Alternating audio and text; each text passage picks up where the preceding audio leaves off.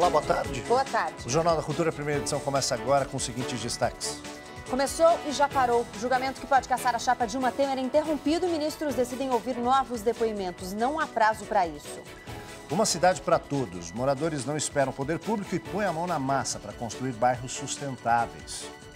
Proposta de lei contra abuso de autoridade ignorada no Congresso deve ser encaminhada hoje à Comissão de Constituição e Justiça. Texto é alternativa do Ministério Público para o projeto em discussão no Senado que tenta coibir a investigação do Judiciário contra políticos. A letra bastão usada nas plataformas digitais ganha espaço na sala de aula, mas a tradicional letra cursiva se mantém nos cadernos. O uso das duas formas é um complemento importante no desenvolvimento das crianças. Testes rápidos para a detecção do Zika vírus agora fazem parte da tabela de procedimentos do SUS. O Ministério da Saúde tem 3,5 milhões de testes, diz que foram comprados para abastecer a rede pública em todo o país. Sobe o número de vítimas do atentado ao metrô na Rússia. Jovem do Quirguistão é apontado como responsável. Na França, o policiamento foi reforçado por medo de ataques como esse. A gente começa a edição de hoje falando de uma necessária ação de quem vive na cidade para que ela melhore. Moradores de 3 bairros na zona oeste de São Paulo se uniram e criaram um ecobairro. Além de tornar o local onde vivem mais bonito, eles ganharam em segurança, infraestrutura e cidadania. O que é um bairro dos sonhos? É mais verde? É mais limpo? Esse lugar existe. Vilas Jataí, Ida e Beatriz, na zona oeste de São Paulo. O espaço de um é o espaço de todos. Estamos atuando neste processo de exercício de cidadania, de construção de um lugar onde a gente quer viver e, ao mesmo tempo, de auxílio ao poder público para que o poder público opere da melhor maneira. Eles começaram se unindo para reforçar a segurança. Você conhece seus vizinhos, você está próximo deles, você cria grupo de WhatsApp, por exemplo, com esses vizinhos e fica atento com as coisas que acontecem. Mas tinham tanto por fazer, arborizaram as ruas, plantaram sementes de cidadania, protegeram as nascentes. Tem uma ocupação hoje do espaço público saudável, né? Você não pode deixar o espaço degradado, gera um problema de segurança, né? Então essa é a questão. Acho que todos nós temos que participar, nós nos unimos. É um projeto muito bonito, quem quiser participar está aberto para todos, né? É bonito e útil também. Os canteiros foram criados para drenar a água da chuva que fica armazenada aqui por um tempo. As plantas ficam mais verdes e o risco de enchentes na região menor. Para a água que cai do céu, fizeram um jardim de chuvas. Isso aumenta o poder do lençol freático, manda menos água para o esgoto, né? Uma água limpa que estaria alimentando a terra, ela consegue penetrar a terra e quando ela sai desse canteiro, ela sai mais limpa, ela sai filtrada pelas plantas e é um jeito de você diminuir enchente na cidade. Quem mora aqui tem um quintal grande, do tamanho de um bairro inteiro. É o bairro dos nossos sonhos. Da internet para a lousa, a letra bastão ganha espaço na alfabetização das crianças. Em escolas dos Estados Unidos e da Europa, a letra cursiva tem sido apagada dos cadernos. Aqui no Brasil, a influência da tecnologia na forma de escrever se impõe aos poucos. As letrinhas estão na ponta da língua e também do lápis. Reconhecer o alfabeto já é tarefa fácil para essas crianças, principalmente se forem letras de forma.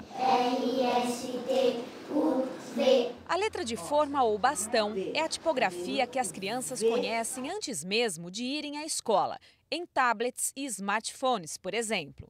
É a letra da internet. São mais simples e exigem menos coordenação motora que a cursiva, aquela letra desenhada e detalhada. Este tipo de letra é cada vez mais usada no processo de alfabetização.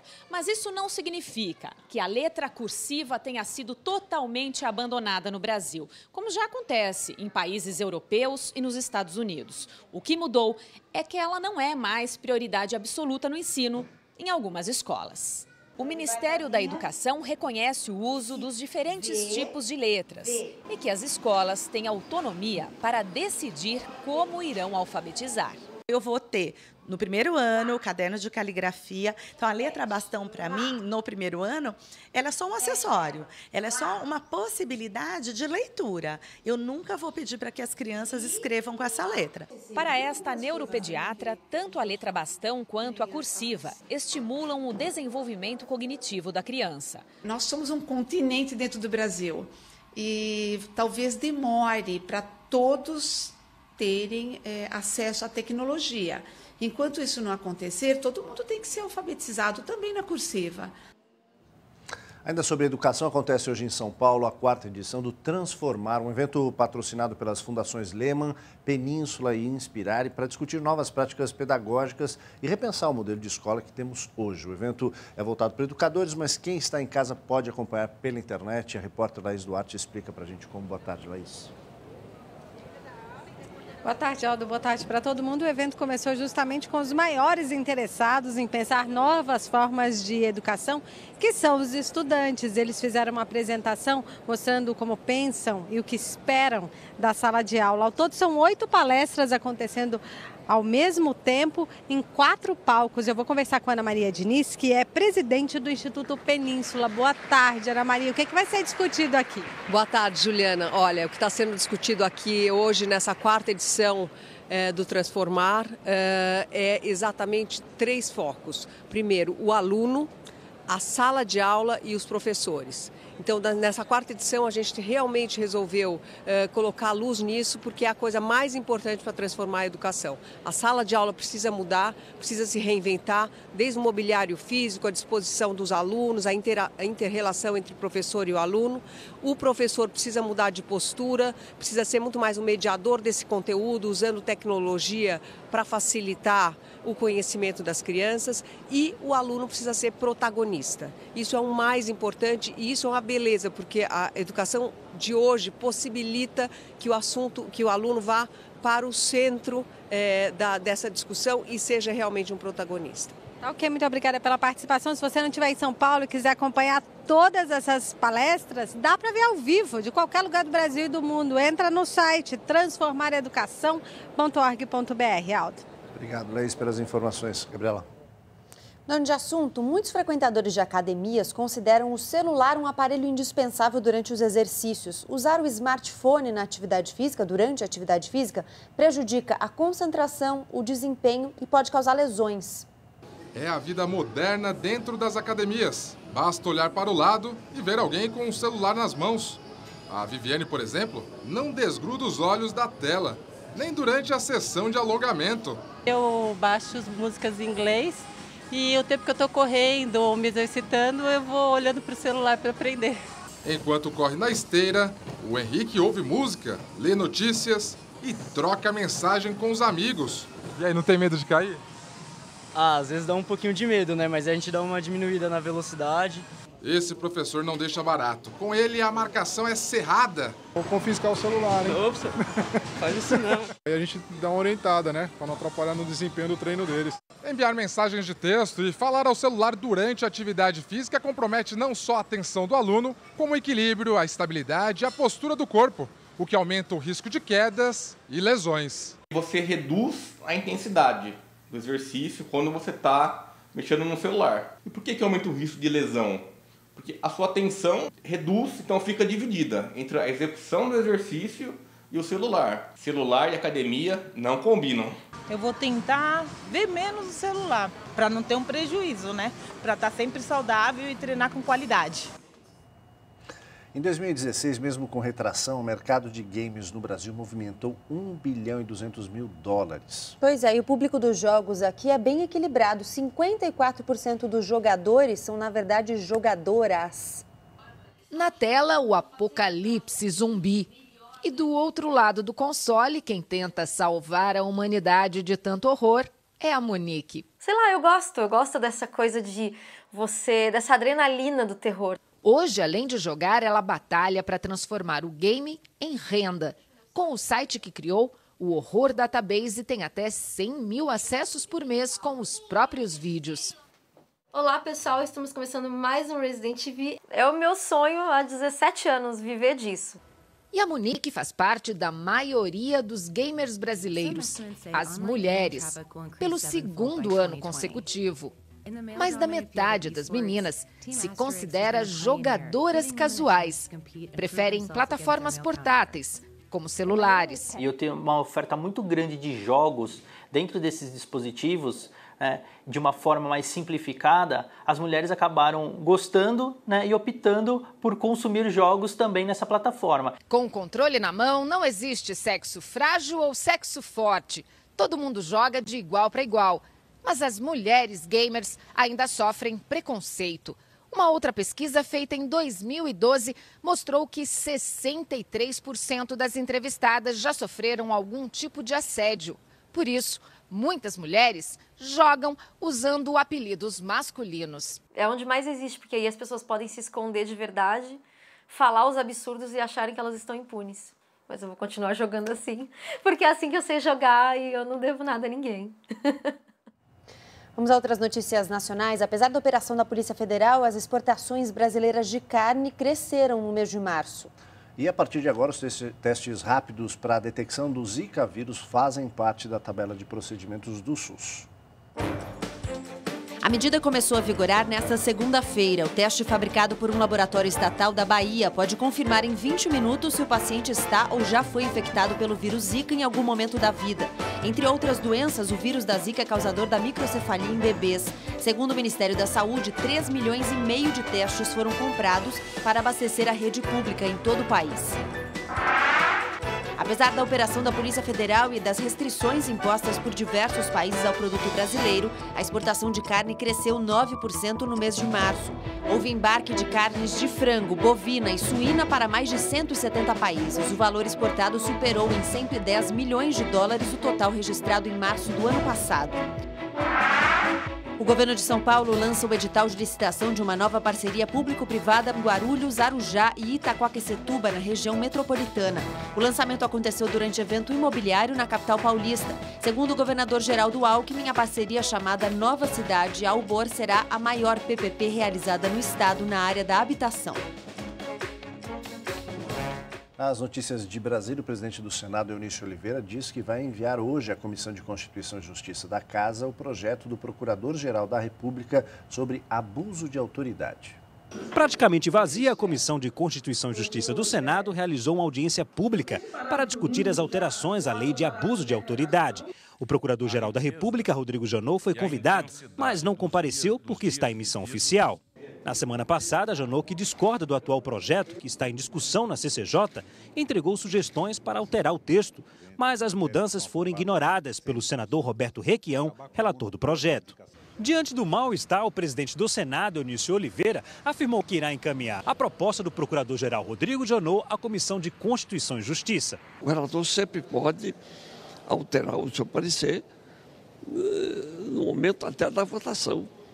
Assim como os senadores propõem alteração até no momento da votação. Não estamos dando um bom exemplo, nem para a história, nem para a opinião pública atual.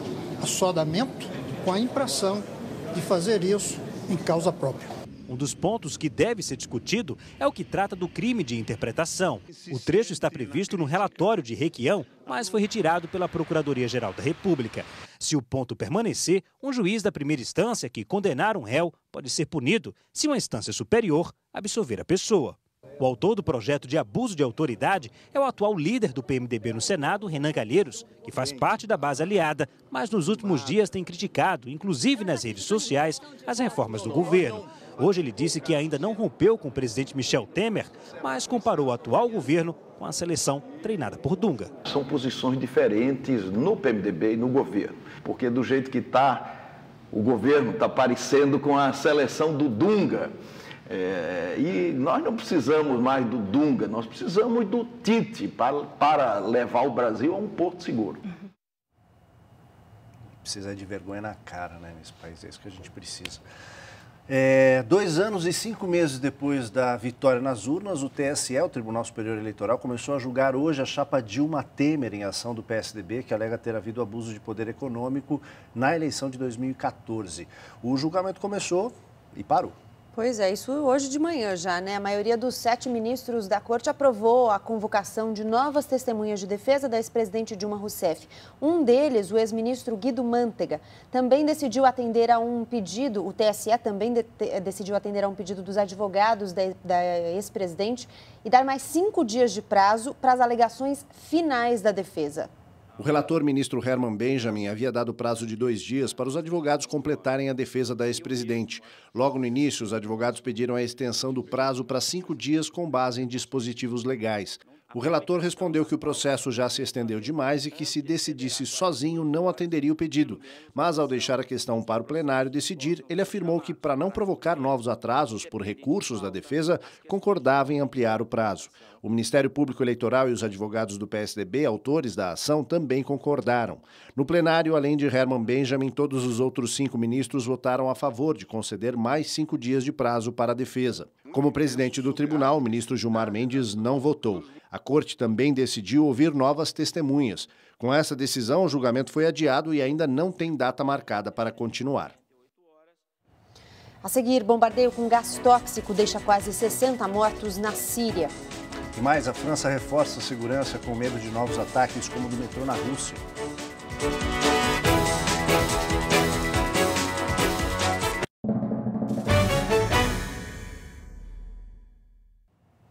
O Observatório Sírio dos Direitos Humanos denuncia a morte de quase 60 pessoas, inclusive crianças, num ataque aéreo que liberou gás tóxico hoje na província de Idlib, na Síria. De acordo com a ONG, os civis morreram por asfixia. A oposição síria pede que o Conselho de Segurança da ONU investigue o ataque.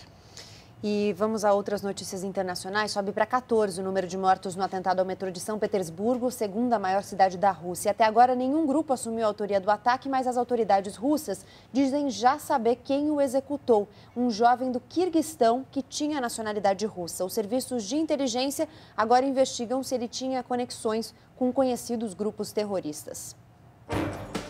O suspeito foi registrado em câmeras de segurança. Segundo a polícia, ele morreu na explosão. O presidente Vladimir Putin esteve no local do ataque e deixou flores em um memorial montado para as vítimas. Na França, o policiamento foi reforçado por medo de ataques como os da Rússia. Em reunião turbulenta, a Organização dos Estados Americanos, a OEA, decidiu aplicar a Carta Democrática à Venezuela, processo que pode levar à expulsão do país do bloco. O órgão acusa o governo de Nicolás Maduro de violar a Constituição e exige que a democracia seja respeitada. A medida vem depois que a Suprema Corte venezuelana tomou os poderes do legislativo, controlado pela oposição. Mesmo depois que o judiciário voltou atrás, a OEA considerou que houve violações. O presidente Maduro declarou que a organização quer interferir na Venezuela e acusou a OEA de virar um tribunal da Inquisição. O Equador reforça o policiamento nas ruas em meio a protestos contra o resultado das eleições presidenciais. O opositor Guillermo Lasso fez um pronunciamento oficial em que disse não reconhecer a vitória do governista Lenín Moreno e convocou seus apoiadores às ruas. Moreno, que venceu com pequena diferença, pediu diálogo. O presidente do Paraguai, Horácio Cartes, convida a oposição para negociar em meio a novos protestos contra a medida aprovada por senadores que permite a reeleição presidencial. Cartes, no entanto, se recusa a voltar atrás e abrir mão do direito de poder se candidatar novamente. Os opositores querem que o governo desista da emenda.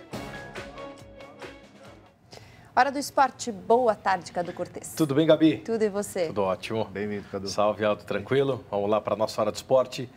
Desta terça-feira, ainda bem que eu lembrei, está ali na cabeça onde a gente fala, porque nesta terça-feira, hoje tem Atlético Nacional da Colômbia e Chapecoense que voltam a se encontrar pela Recopa Sul-Americana. A recepção aos colombianos já começou de forma maravilhosa. Vamos ver. O jogo não é mera formalidade. De um lado, o campeão da Libertadores, do outro, da Copa Sul-Americana. Porém, a atmosfera que toma conta da partida é muito maior que o espetáculo. O time colombiano abriu mão do título diante da tragédia de novembro do ano passado, em que 71 pessoas perderam suas vidas. E a solidariedade é recíproca do lado de cá também.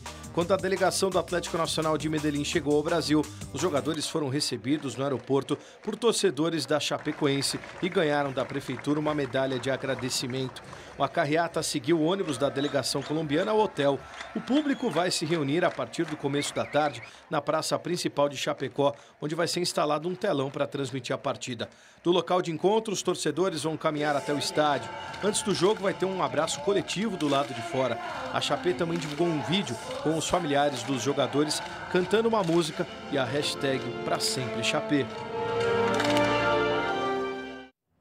Primeiro jogo hoje, o segundo jogo que acontece na Colômbia, terça-feira que vem.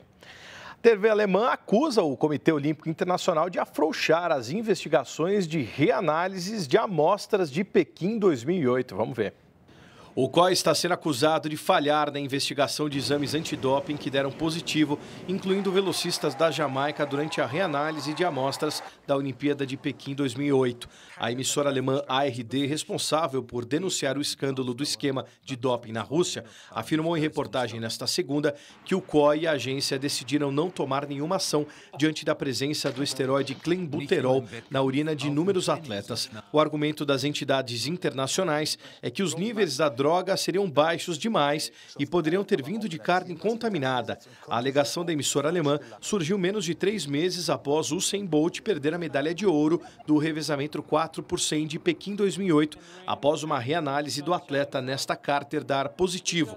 O COI confirmou níveis baixos de clenbuterol detectados durante as reanálises, mas insistiu que eles eram inocentes em possíveis acusações de doping e publicou uma nota dizendo que está cientificamente estabelecido que um atleta pode testar positivo para baixos níveis de clenbuterol se ingerir carne contaminada. Já foram centenas de casos. Falando em doping, a tenista russa Maria Sharapova, que já está há mais de 4 meses por conta de doping também, deve voltar às quadras no final desse mês, final de abril, deve voltar às quadras depois da punição. Uma corrida de kite, não é o kite surf, mas na neve. Dá só para acreditar? Vamos ver. Um verdadeiro rally na neve em Hogstall, na Noruega, na mitológica nórdica Ragnarok, que significa destino dos deuses em português e remete à última grande batalha entre os deuses, da qual só sobrevivem os verdadeiros heróis. Eles tiveram que completar 5 voltas em até 5 horas. No total, mais de 350 atletas de 27 países, incluindo Brasil, Canadá, Estados Unidos, Austrália, África do Sul, entre outros, fizeram parte do evento, alcançando velocidades de até 100 km por hora na neve nórdica. Neste ano, o percurso foi mais longo, teve 30 km a mais que nas edições anteriores e apenas 8 atletas conseguiram chegar ao final. Mesmo sem ter entrado para esse seleto grupo, teve brasileira no meio desse balaio. A carioca Yara Balo, há 6 anos morando na Noruega, ficou na 18ª colocação entre as mulheres. Entre os homens, o campeão foi o alemão Felix Kersten, com os 130 quilômetros percorridos. Só aproveitar que a gente estava falando de surf também, o Mundial de Surf, que acontece em Margaret River, na Austrália, foi cancelado pelo segundo dia. Ondas muito baixas, deve ser retomado na madrugada de terça para quarta-feira, nas quartas de final, com 2 brasileiros e chances de semifinal. Valeu, gente. Valeu, Cadu. Até amanhã. Até amanhã. Tchau, tchau.